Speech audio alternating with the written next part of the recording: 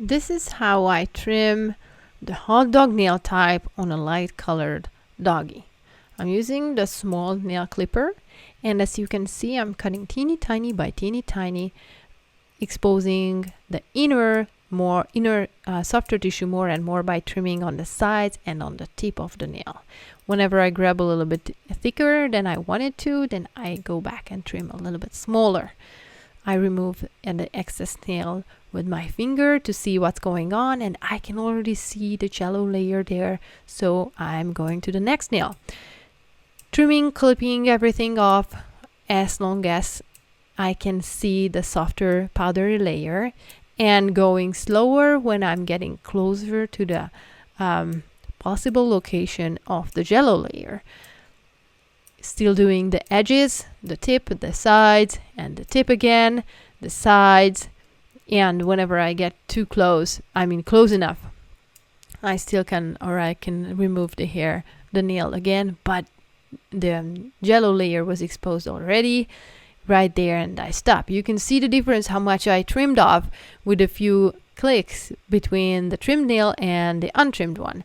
It's quite a bit of a progress. Let's take a look how the others go.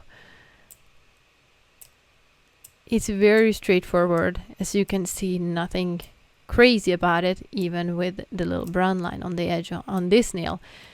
Beautifully visible middle section, middle jello layer on all three so far. No injuries, no crazy doggies, no sweating, just a comfortable and chill doggy. Mr. Bolt.